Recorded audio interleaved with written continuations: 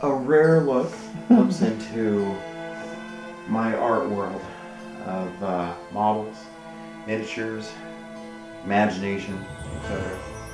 If you've seen any of our documentary segments, Eric likes to do model houses in the very beginning. So, like our intro has model house in it that he has made himself. Chapters 1 and 2 don't really count because those things were already created. I didn't make those. We actually just took photos of, well, the first one was an old house that was out by my parents. That's abandoned. I think today it's gone, actually. And then Black Angel Iowa City, which was an investigation we did in Chapter 2. So that was Chapter 2 background.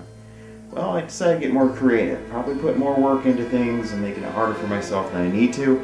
There was one of the houses that I helped a little bit on, but in general, Eric does most of the fun artsy project on that. Chapter 3.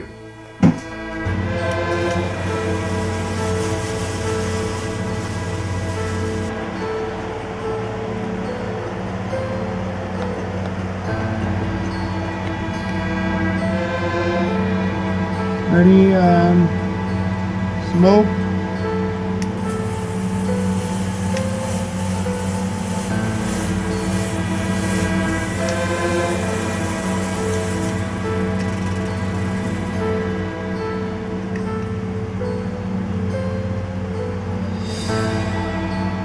Excuse the mess. I didn't really clean up really for this. But it shows exactly my creativeness at work because I am working on, well, not show it, but am working on our latest. So this is a Chapter 3 house. This baby took about, I want to say about 14, 15 months to build. It would have been a lot sooner, but it was actually a couple month hiatuses I took on it. And I was just starting to build because this was actually going to be just a house for, I had rats at the time. So it was going to be a gerbil/rat fun house. So in general, I'm super excited to see what other ideas can be molded into physical form. It has lights in it, etc. Let's kind of take a look on the inside. Look at that. It's kind of been, the furniture and stuff have been removed out of it because I had to reuse it in another house. Turn these lights off.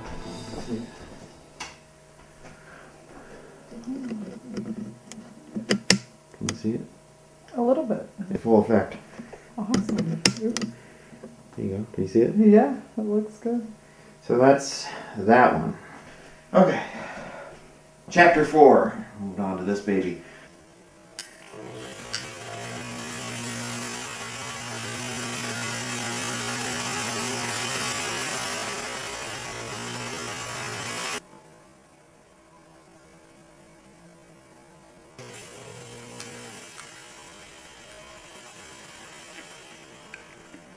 This one's much more detailed. This one actually was the first one that had a double wall construction. Mimicked kind of like real houses, where it was little like 2x4 boards in between, you know, the insulation and the wall. So this way, I did it this way so lighting could actually come through the wall and little holes in the wall. Very much more realistic. And it's just classic Victorian, almost a Queen Anne style. One of its light switches is, I'm trying to remember where they were on this one. It's kind of cool there. See, it even has a bathroom, a toilet over here, and the lights through here, a chandelier in the middle there. I think it's a chandelier hanging over the checker, hand-painted checker floor, I might add. I kind of cheated on the latest one because I got paper that has that design in it. So this baby is built in 3 pieces. You have your ground floor, top, second floor, and then the third floor. Basically, it's a walk, stand-up attic. Really fancy. I like it. So, I'm pretty proud of that baby. That one took me only about 9 months to build, but I was hammering it hard, more so on this. This one was the most expensive one out of all of them.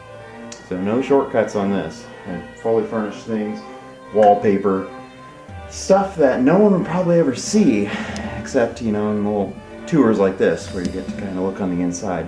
Again, why do I spend that time and stuff on it? Well, it's enjoyable to an extent. I mean, it's just kind of a fun thing.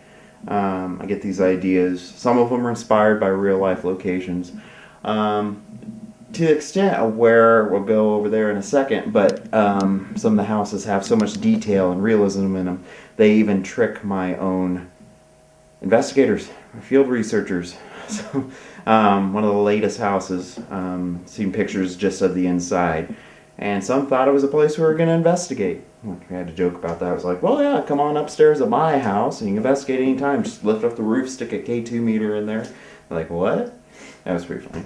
Back up a little bit. Chapter 5 was the asylum. We'll show some clips right now.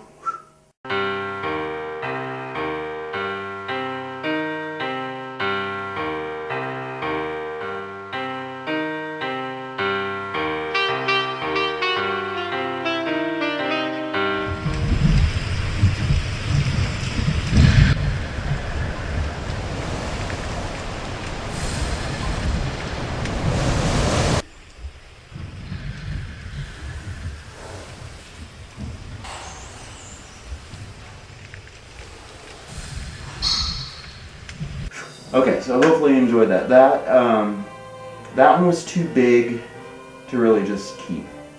It saddened me. It didn't take a lot of work actually to build it. It wasn't as detailed. On the outside it was, yes, but the inside, only the bottom floor was completed. Top floor was just all hollow. So it didn't take as many man hours to build that. I couldn't find a place for it. I was actually asking some friends and stuff if they wanted it. Ended up having to demolish it, unfortunately, but reuse some of the parts and stuff in other things. Moving on, chapter 6.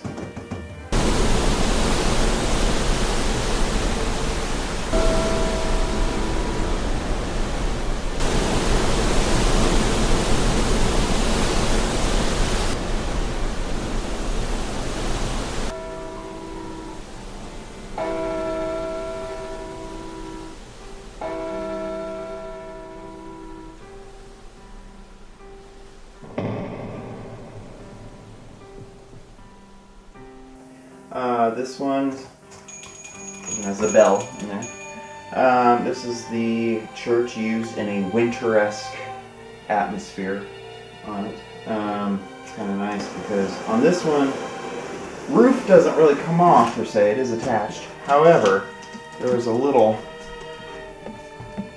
lift.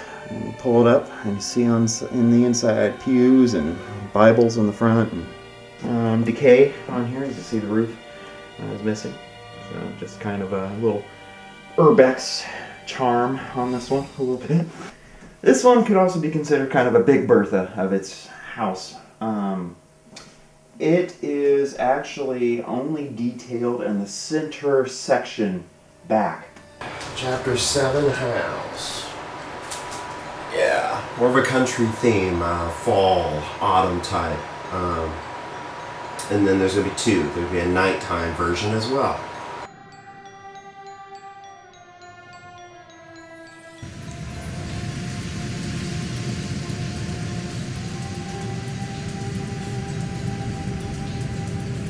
This is the nighttime version of the same set for Chapter 7. So basically what we did with the stars is kind of a trick. During the daytime, you don't see that they're actually backlit with a surprise. So the lights are on it and they're thin enough they can see through it so it looks more realistic. And we have Sedona. And Jarrett even, who lives here at HQ, he's not seen the full finished product at nighttime. He didn't even see the house until last weekend. Yeah. Get to see it. Yeah. So, Excited. here we go. Yeah, right on. Nice. All hell breaking, like the lights going off in Right. the house in different sections. Nice. It's like the Exorcist house. Yeah, that looks And awesome. I gotta edit it and post a little bit and do a little bit more snaz. The roof, the roof. That is cool. Mhm. Look at that stairwell. Yeah, that's the one that fooled your mom. She thought it was real. Yeah. That is very cool. Yeah. a solid piece, but only the roof comes up. And you can see here on this one, it also is lit up. And this one's cool because it has flashers on these ones too, and they're both identical. And so you can see how that is. There you go. Kind of like Halloween house.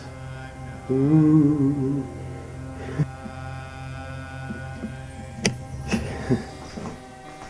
Your wagon wheels and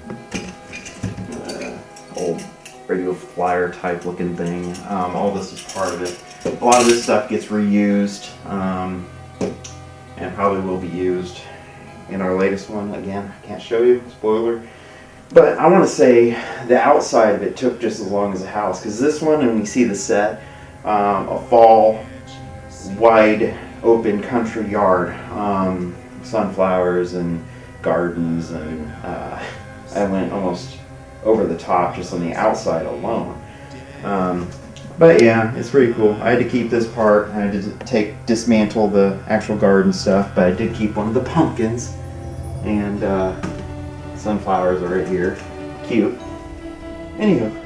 We're a team of multiple trades, so it'll be exciting to see what other future intros we have. If y'all have any ideas, feel free to chime in. Behind the scenes for you. And you might only see a split second of this, or a minute, occasionally when we're doing interviews, with it being our backdrop. But now you know a little bit more going into the background and the story of where we're at in these paranormal endeavor model houses. So yeah, hopefully you enjoyed that little tour.